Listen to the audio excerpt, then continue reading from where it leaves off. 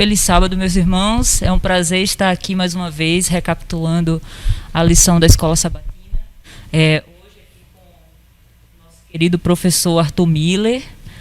Nós vamos fazer a recapitulação do capítulo 8, que é um tema que nos é muito caro, não é? Porque toca, né, Arthur, em questões como, por exemplo, a escolha, o livre-arbítrio, né? Como nós devemos encarar as nossas decisões, as nossas escolhas e aquilo que Deus coloca para nós em termos de decidirmos mesmo, estar ao lado dele ou não, né?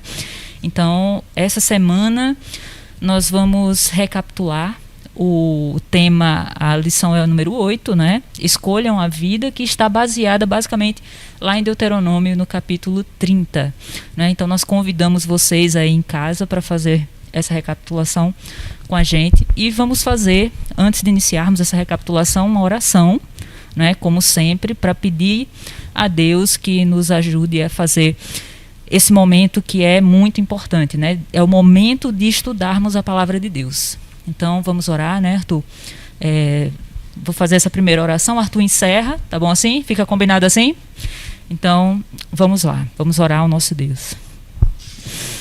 Senhor Deus e Pai Todo-Poderoso, obrigada, Senhor, por Tuas bênçãos. Obrigado, ó Pai, porque o Senhor nos dá oportunidades que nós não merecemos, mas que, através da história, nós vemos esse Teu amor, a Tua bondade, a Tua misericórdia para conosco, no momento em que o Senhor nos dá a opção da vida, ó Pai.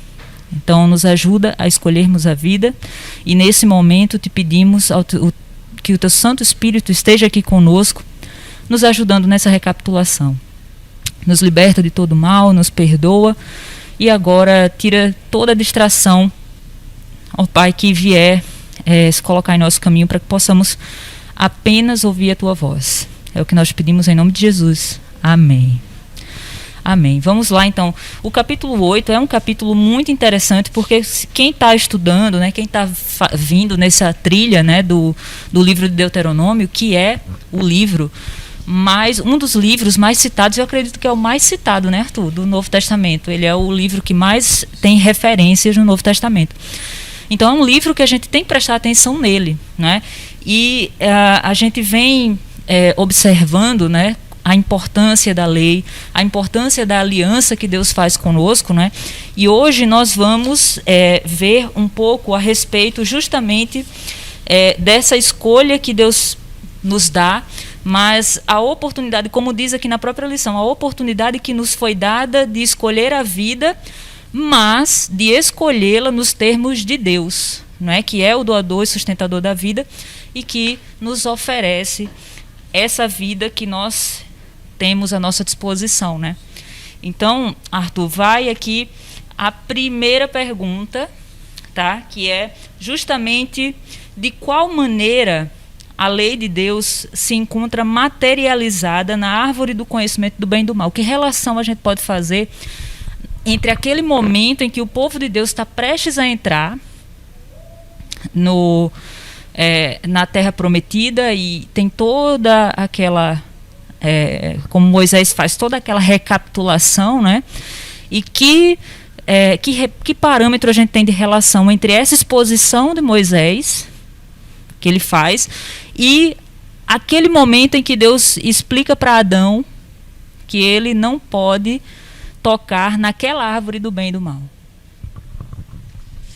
Eu acho interessante assim que Deus é muito bom em nos aconselhar e a gente é muito ruim em desobedecer, porque a história se repete tanto quanto Deus fala, ele repete, quanto a gente repete nas escolhas erradas. Então, assim, há uma semelhança grande, porque no Jardim do Éden houve uma escolha e houve uma escolha errada. E no povo hebreu houve uma escolha e houve uma escolha errada. E a gente sempre tende a escolher o lado errado. Mesmo que a gente veja a história do passado, a gente sabe que é errado, a gente escolhe o errado.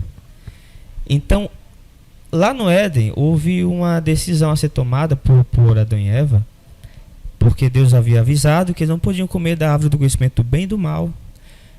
E eles olham para aquela informação e tem uma escolha a tomar, porque Deus, ele não gosta, uma coisa que é maravilhosa em Deus, que ele não gosta de obediência forçada, ele não gosta de nada nosso que seja por obrigação. Então ele não quer que eu adore a ele, o adore de maneira obrigatória, forçada, aquela coisa que nem um esposo que força a esposa a estar com ele e ela não a ama, não o ama, né? E ele a força só porque tem dinheiro ou alguma coisa assim, ou vai ficar comigo e vai estar aqui.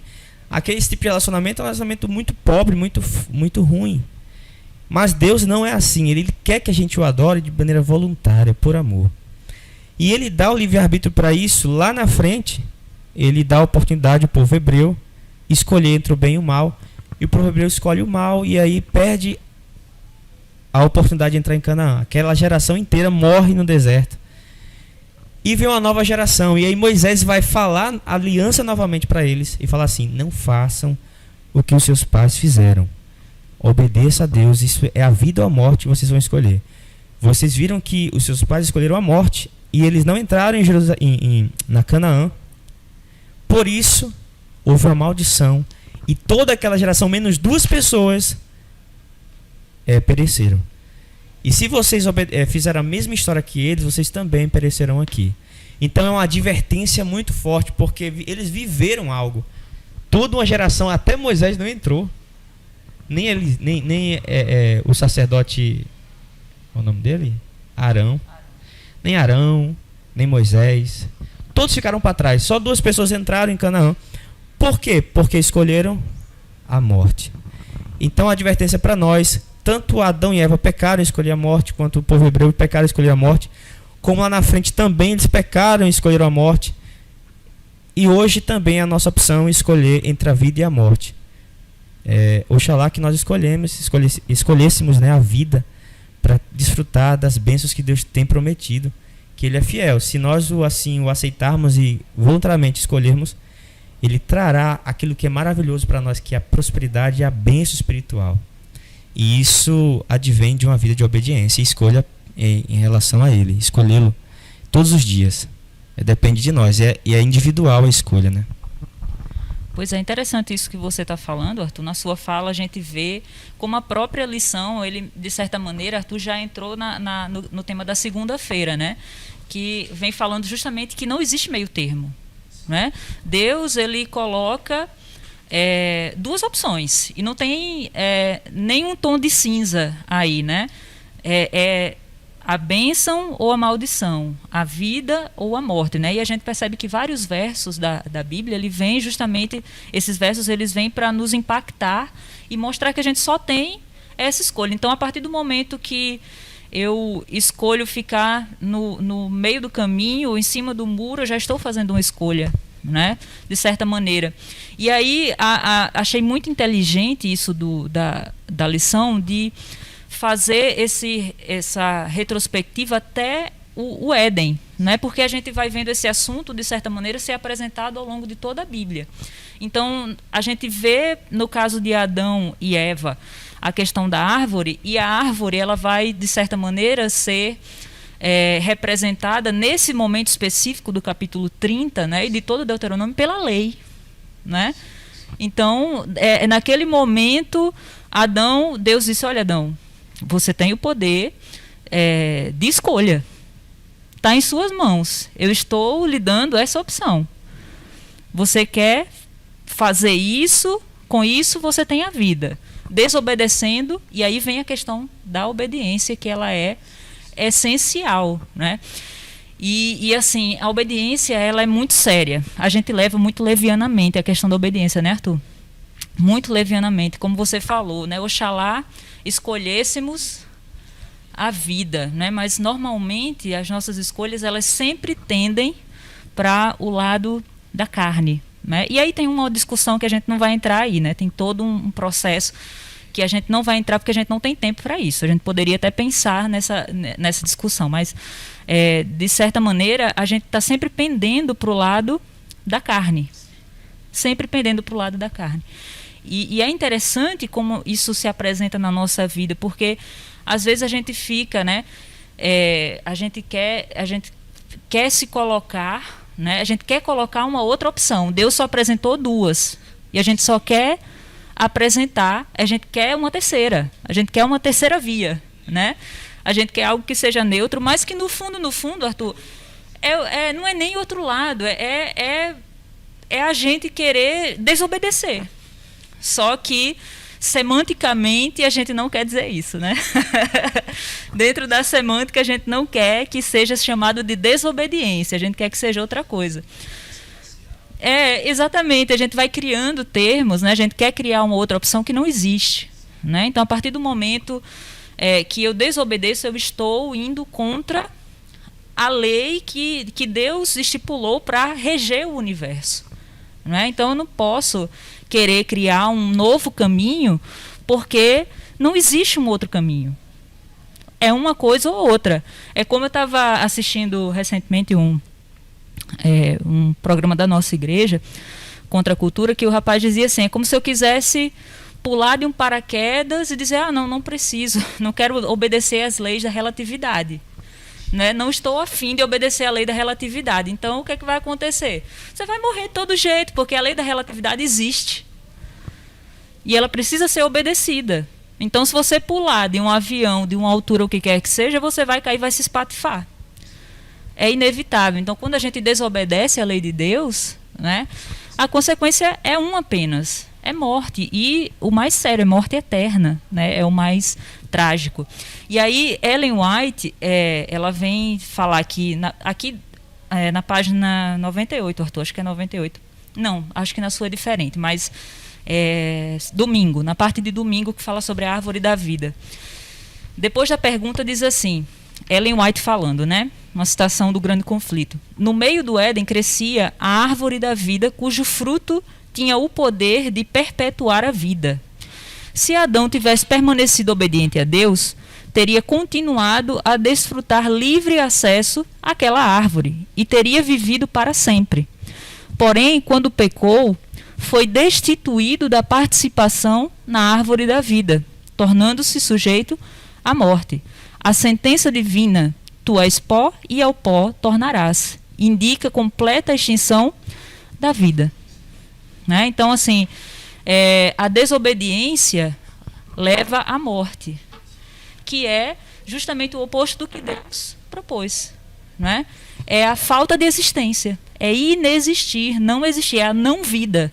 Ele oferece vida através da obediência, e o que existe ao contrário disso é a não vida, é a falta de existência, ao pó tornarás. Né? Então, o que a lição vem falando aqui é muito interessante, que ele diz assim, Deus não ofereceu a gente, não foi dada só a oportunidade de existência, ou não apenas a vida, mas a vida como seres racionais, livres, feitos à imagem divina. Bonito isso, né?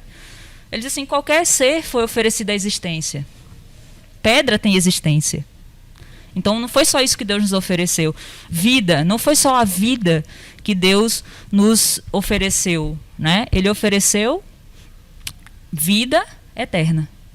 Né? Porque ele diz aqui, até uma ameba tem vida. Né? Então não foi só isso que Deus nos ofereceu. Ele ofereceu a livre escolha entre a vida eterna e a morte eterna. É muito sério isso, né? Eu já estou aqui tomando o espaço de Arthur. Já tô... Diga, Arthur, você ia comentar. O que eu acho assim, interessante é que Deus, ele não muda, sabe? Ele é sempre o mesmo, desde ontem, hoje, eternamente. E a gente olha para o Deus do Antigo Testamento e vê um Deus mais assim severo. E a gente pensa que o Deus da graça é um Deus que passa a mão no nosso pecado e na nossa desobediência. A gente peca todo dia, passa a semana em pecado. Quando vem no sábado, está todo morto espiritual, pedindo arrego, Senhor, me ajuda, perdoa meus pecados. E acha que esse Deus é Deus que passa a mão nas costas e assim, você vai entrar no céu mesmo assim. Você vai estar comigo, do jeito que você está, venha do jeito que estás. Só que se a gente for balancear o Antigo e o Novo Testamento, a gente vai entender a teologia verdadeira, que Deus, ele não aceita pecado. Você pode descumprir uma regra, pequena que seja. Você falou alto com sua mãe em casa, quebrou o mandamento.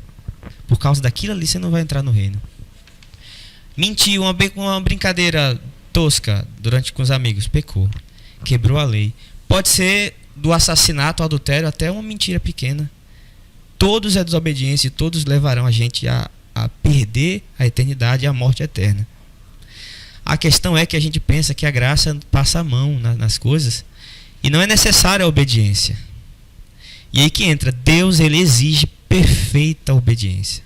Perfeita. Ele não quer um pecado no homem.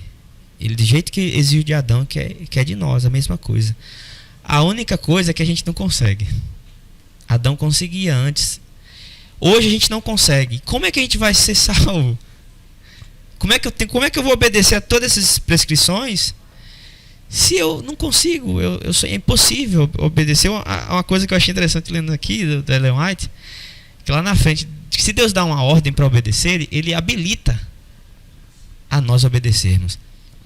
Isso é imprescindível. Se ele pediu, faça assim, Deus do impossível. Eu não consigo amar meu inimigo. Ame o seu inimigo. É uma ordem? É uma prescrição dele? Ele dá o poder para isso acontecer.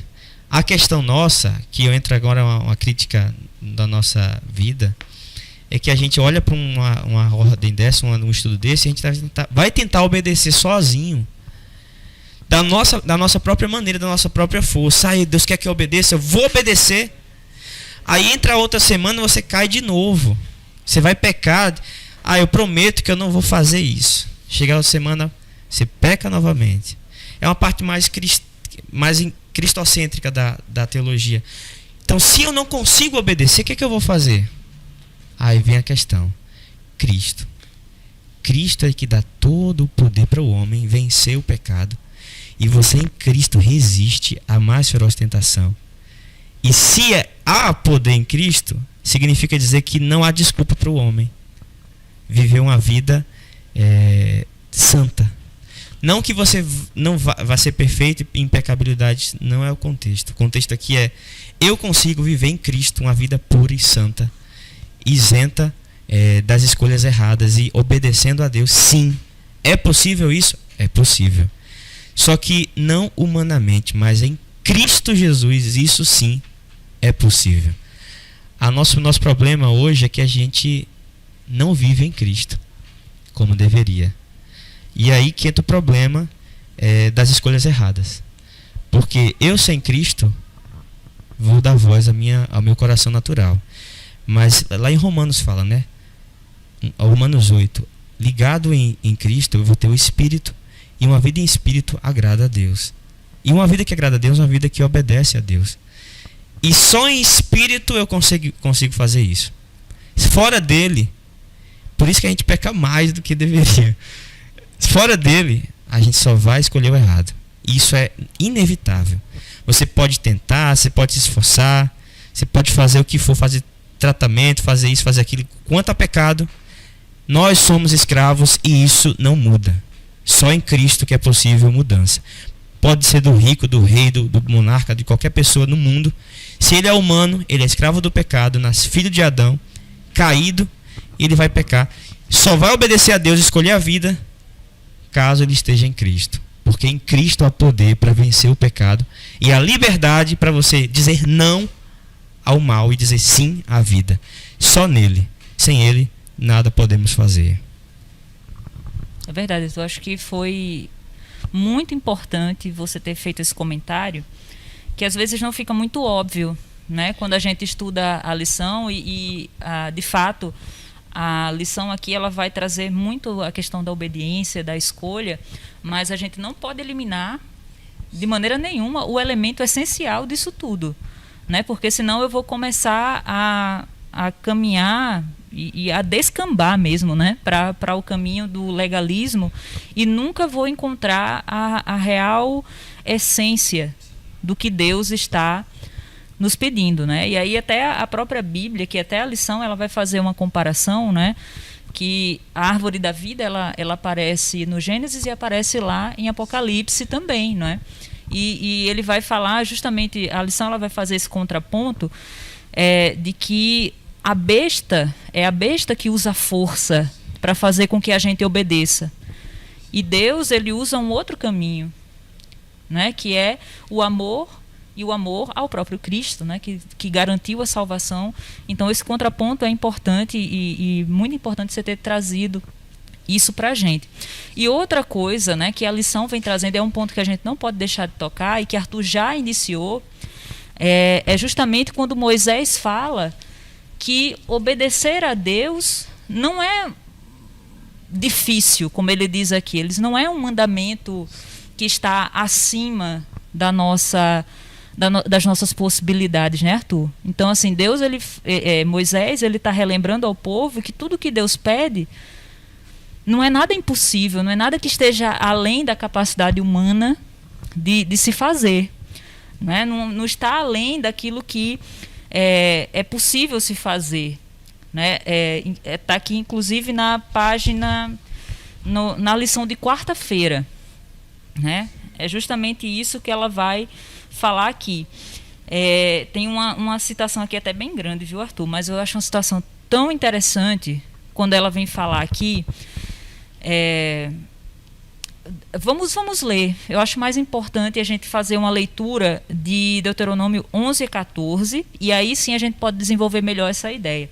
Deuteronômio 30, 11 a 14 diz assim, os irmãos já devem ter lido, mas é uma recapitulação, então diz assim: porque este mandamento que hoje te ordeno não é demasiado difícil, nem está longe de ti, não está nos céus, para dizeres: quem subirá por nós aos céus, que nolo traga e nolo faça ouvir, para que o cumpramos. Nem está além do mar, para dizeres: quem passará por nós além do mar, que nolo traga e nolo faça ouvir, para que o cumpramos. Pois esta palavra está muito perto de ti, na tua boca e no teu coração, para a cumprires. Não é impressionante esse verso? Impressionante. E olha só, aqui existia uma promessa do Messias, né? Existia a promessa, nessa época aqui, existia a promessa de um Salvador. Era algo que estava para frente, né, Arthur? Mas hoje nós já temos o Novo Testamento, a gente já sabe o que aconteceu através da vida de Cristo, né? Então isso aqui faz muito mais sentido para a gente hoje, né? A gente viu exatamente o que Deus nos proveu através de Jesus Cristo. E aí vem Ellen White falando aqui, Arthur, depois da pergunta 6, aqui na quarta-feira, que ela diz assim: com essa bela linguagem e lógica inabalável, veja o apelo feito no texto. O Senhor não lhes pediu algo difícil de fazer. O mandamento não era difícil de entender, nem misterioso, nem estava fora do seu alcance. Não estava no céu, tão longe que outra pessoa tivesse que buscar, tampouco nos mares, de modo que alguém devesse levar a eles. O Senhor disse: pois esta palavra está bem perto de vocês, na sua boca e no seu coração, para que vocês a cumpram. Ou seja, vocês a conhecem o suficiente para ser capazes de a pronunciar. E está em seu coração e sabem que devem fazê-lo. Portanto, não há desculpa para não obedecer. Todas as suas ordens são promessas habilitadoras. Está lá em Parábolas de Jesus. E é muito interessante isso, né? Porque, como você falou, né, Arthur? Se a gente está em Cristo, não existe céu ou terra ou mar que nos afaste dessa promessa de Deus, né? Que nos afaste dessa possibilidade de estar no caminho dele. Eu interpreto esse texto assim, diante do que eu falei antes, dentro da verdade da justiça de Cristo imputada ao homem. Pós isso, se eu não tenho esse conhecimento da justiça imputada de Cristo e não tenho conhecimento da justificação pela fé em raiz, eu entro aqui facilmente no legalismo puro. Porque é inevitável você ver que o homem consegue.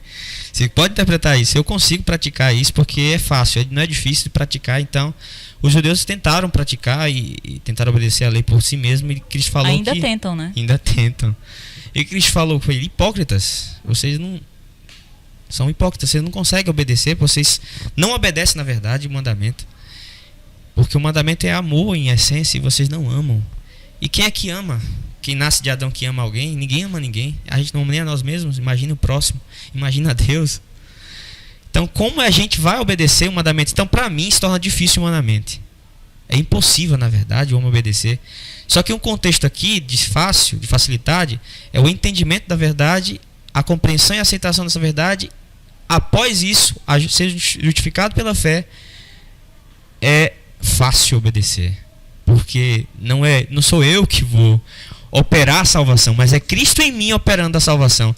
Então é inevitável a obediência, é uma consequência natural pós-fé, pós-redenção, pós-aceitação, crença em Cristo. Então aqui no contexto cristocêntrico, em Cristo sim é fácil, em Cristo sim eu posso obedecer, em Cristo sim a vida nele, que habita em mim, e a partir daí naturalmente eu obedeço, sem esforço, como consequência natural, porque o amor dele está em mim através do Espírito, e aí eu amo, e aí eu obedeço, e aí eu amo o próximo, eu amo a Deus sobre todas as coisas, e aí é impossível não amá-lo, porque ele habita em mim. Então isso é a essência da teologia. E quem realmente vive isso, porque a letra está aqui, mas viver isso é diferente de ter a letra e conhecimento. Quem vive a essência do texto sabe que é possível obedecer a Deus e vivenciar o amor. Pois é, até a lição aqui na terça-feira, no finalzinho, ela diz assim, parece tão óbvio qual seria a escolha correta, né? Vendo isso, parece tão óbvio, tão correto.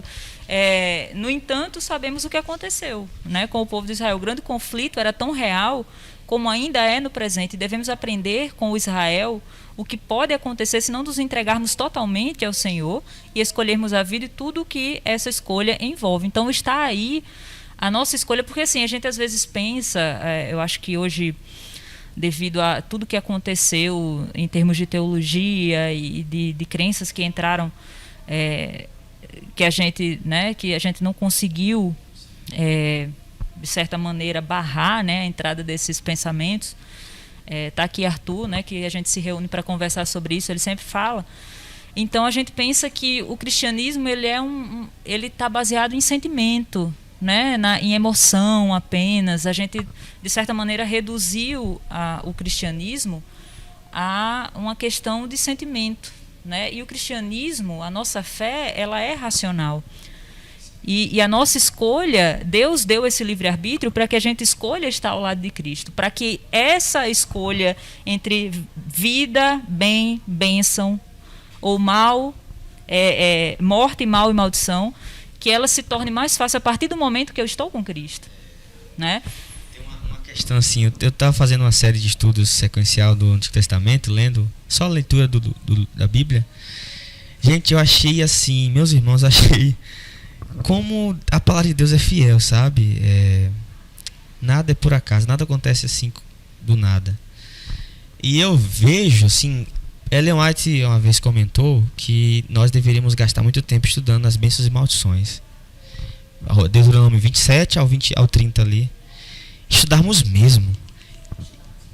Deuteronômio 27 ao 30. Sim, estudar inteiro, porque aquela lição não passou as maldições especificamente detalhada. Mas se você estudar as maldições, que a ênfase não é nem na bênção, a ênfase é na maldição, você vai pegar um personagem bíblico e você consegue ver as maldições entrando literalmente do texto na vida do personagem. Davi recebeu as maldições. O antigo Israel inteiro recebeu as maldições. Então cada maldição específica ali, ele adentrou nos personagens que desobedeceram a aliança e eles colheram os frutos. Aí eu faço uma pergunta, tem tanta maldição assim que eu achei, uau, isso acontece hoje também, até loucura, problemas mentais, assim, emocionais, advém de uma desobediência também, é fruto de uma consequência. Por exemplo, no Isaú, eles obedeceram uma ordenança de Deus, de sacrifício, e ele foi desobedecendo, chegou a um ponto que o espírito saiu dele, um espírito mau tomou conta, e ele entrou em desequilíbrio mental até, e precisava de um Nabucodonosor, né? E precisava de Davi ali para tocar uma harpa para acalmá-lo. Então a consequência de a gente estudando o texto das maldições, a gente verá que Deus não muda hoje. Essas maldições, elas são reais, elas acontecem hoje também. A gente pensa não quer dizer que todo problema que a gente tem, né, todo problema, para a gente escrecer aqui pro pessoal, sim, né, todo problema que acontece não necessariamente nasce disso, né? Não Né? seria isso. Não é isso que ele está mas afirmando. No contexto espiritual, para não ficar a impressão, sim, Arthur. mas no contexto espiritual, pecado é isso, é bíblico isso. Pecado gera morte. E morte não é só morte física, é morte espiritual, primeiramente. Se eu morro espiritual, logo eu vou ter culpa, eu vou ter peso. E isso afeta as emoções, isso afeta você como um todo. Tua vida emocional, tua vida física é desequilibrada, toda a tua vida passa a ser doente. A gente fica doente.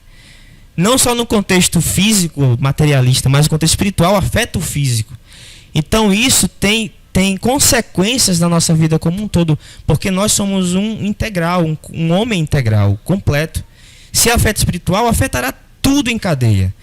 Então um problema que eu vejo hoje da nossa vida é que a gente não olha, a gente olha o espiritual fora do material, a gente separa os contextos e acha que alguma coisa que acontece no mundo físico não tem a ver com as consequências do mundo espiritual. Na verdade, começou no mundo espiritual e afetou o físico.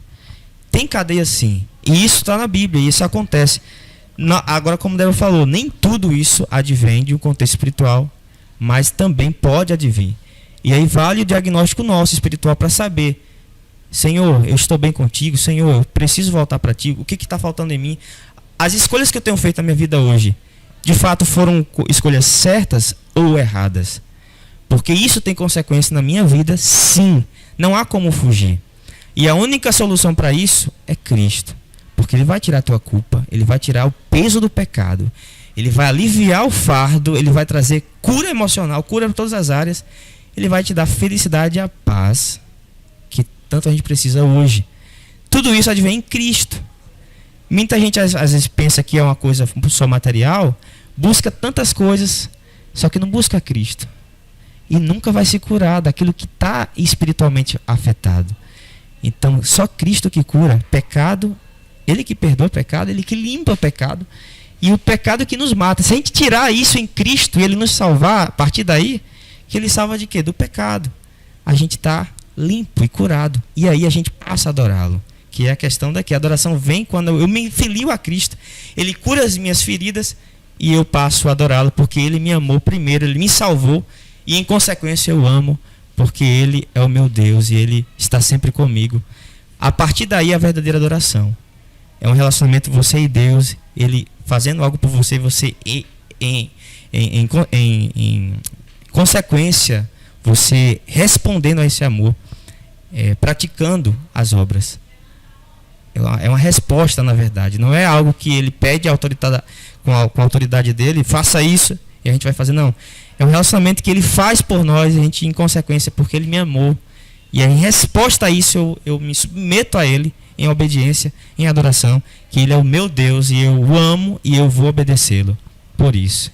Então tudo parte aí de um relacionamento com Cristo, de adoração fiel, e não de um Deus autoritário que a gente pode ler assim erradamente no Antigo Testamento, e Ele pede isso e a gente obedece, se não obedecer Ele vai, mata e destrói.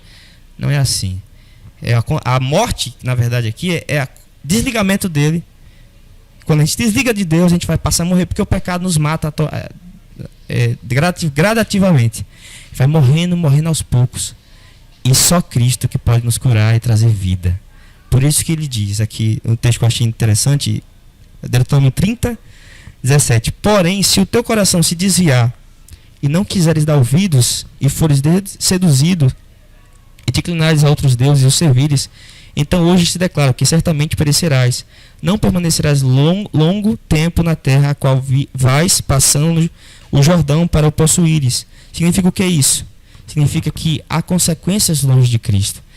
Longe de Deus, a consequência é a destruição natural. E perto dele, ele coloca aqui, amando o Senhor teu Deus, dando ouvido à sua voz, apegando-se a ele, pois disto depende a tua vida, tua longevidade, para que habites na terra que o Senhor, sob juramento, prometeu a dar a teus pais, Abraão, Isaque e Jacó.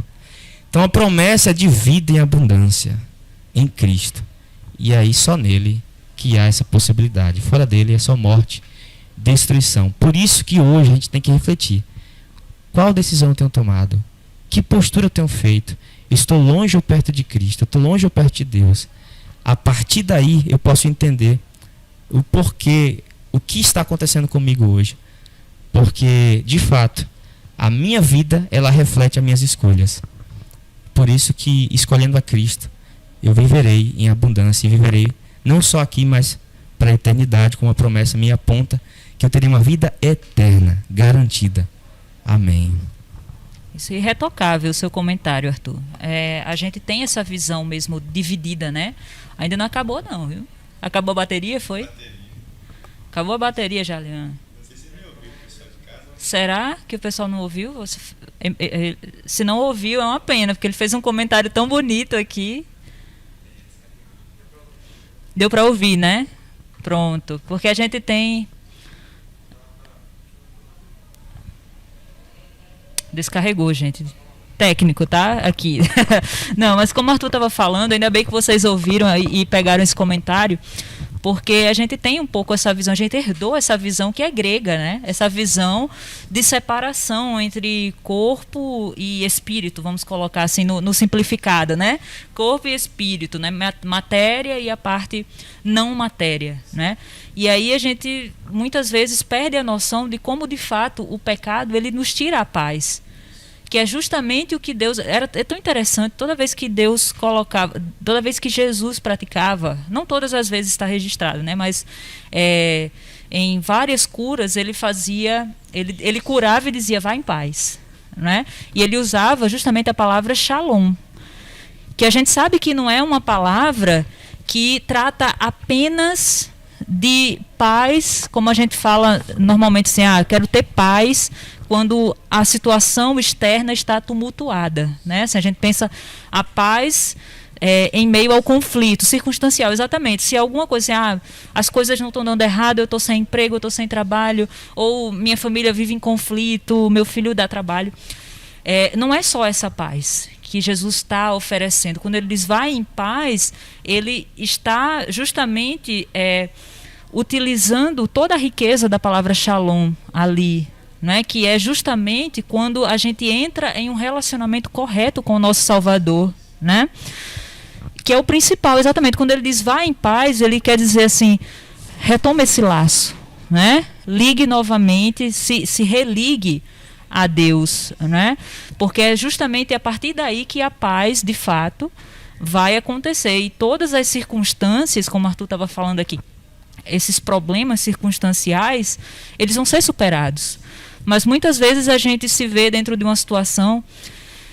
já aconteceu comigo várias vezes, porque a gente esquece que tem alguém que é maior que o problema, né? Aquela frase normal, não diga a Deus que você tem um problema, mas diga ao seu problema que você tem um Deus, né? Aquela frase clássica, né? Então, mas já aconteceu comigo de estar numa situação e me ver sem saída e nem ter orado. Nem ter pedido sabedoria para sair daquela situação. E aí você para, olha e pensa, e quando você olha, você diz, nossa, eu estava achando que essa situação ia definir toda a minha existência, e na verdade é um problema, assim, se comparado, não é nada. Né? Então, assim, às vezes a gente se perde, né, em meio a situações que a gente não deveria. Né? A gente deixa de ter sabedoria para lidar com certas circunstâncias que a Bíblia está apontando. Que se a gente tivesse mais contato com Deus, né, se a gente tivesse mais contato com Cristo, confiaríamos mais, exatamente. E teríamos mais inteligência para lidar com aquelas situações. Então, isso que Arthur falou, tem muito disso aqui. Eu acho que foi importante ele ter acrescentado, não que a lição não traga isso, né, mas como a lição está focada em Deuteronômio 30, e ainda naquele momento a gente não tinha a situação, né, Arthur, de Cristo já ter vindo, então parece que não tem o elemento principal, mas Cristo ele é o principal elemento, é ele que vai nos garantir, né, tudo isso que as promessas de Moisés, que Moisés aqui fala, essas estipulações, na verdade, capítulo 30 é um apelo, né? As estipulações já foram feitas, agora o que Moisés estava falando é só um apelo, é o apelo final, né? E é forte, é um apelo muito forte. Então a gente lá possivelmente eles não viam como a gente pode ver hoje, né? E a gente tem um ponto de vista privilegiado nesse aspecto, né, Arthur? Que é o elemento Cristo. O cumprimento pleno do Antigo Testamento é Cristo. Ele é o ponto final da realização das profecias. E se a gente olhar o Antigo Testamento com essa ótica cristã, a gente vê beleza, riqueza, profundidade, porque tudo aponta para Ele, tudo aponta para Ele. E esse direcionar para Cristo traz a riqueza do texto, porque basicamente é uma didática que Deus faz aqui em apresentar os elementos simbólicos para apontar para Cristo. Então, se a gente lê entendendo Cristo aqui, a gente enriquece a compreensão. E que ele falou para os judeus, né? Vocês leem, examinar as escrituras porque julgaste ter nelas a vida eterna. E são elas mesmas que testificam de mim. Então ela testifica de Cristo. E aí Cristo está aqui. Então o cumprimento da bem-aventurança, o cumprimento de tudo isso e até o cumprimento da maldição está em Cristo. Porque Ele carregou nossas maldições na cruz. E Ele pagou o preço. Então a bênção e a maldição é a escolha nossa hoje, porque Cristo já pagou por nós a maldição, e a gente pode escolher a bênção e ter a eternidade garantida hoje, sim, por meio de Cristo. Pois é, fechou então, né? Esse aí era justamente o objetivo. Arthur, nós vamos agora, né, Arthur, voltar para a programação na igreja, mas eu espero que todos escolham a vida, escolham a Cristo, né? E essa é a decisão que nós precisamos ter. Então, na verdade, antes da gente voltar à igreja, eu vou pedir para Arthur fazer a oração para a gente concluir o estudo da Escola Sabatina. Oremos. Santo Deus Pai Eterno, te damos graças, ó Deus, porque o Senhor nos deu livre-arbítrio para que nós pudéssemos ter a liberdade de escolha, tanto o mau caminho como o bom caminho. E hoje, ó Deus, nós temos a oportunidade de te escolher. Escolher a vida, escolher a bênção, escolher a prosperidade. E tudo isso, ó Pai, o Senhor prometeu e cumprirá em nós, se assim desejarmos. Que o Senhor possa ser o nosso Deus, que nós possamos te amar e ter um relacionamento vivo e real contigo. Não só de palavras de religiosidade, mas verdadeiramente um relacionamento puro, santo, que nos aproxima dia a dia de Ti. Que possamos, ó Pai, te escolher, amar-te, para que a nossa vida seja uma vida abundante e que naquele grande dia possamos olhar para o Senhor, ver e contemplar o Teu rosto e viver para todo sempre ao Teu lado, desfrutando das maravilhas que o Senhor tem preparado para nós. Te pedimos, ó Deus, as Tuas bênçãos, abençoe nossas vidas. Fica conosco nesse sábado, em nome de Jesus. Amém. Amém. Vamos agora continuar com a programação na igreja. Que Deus nos abençoe.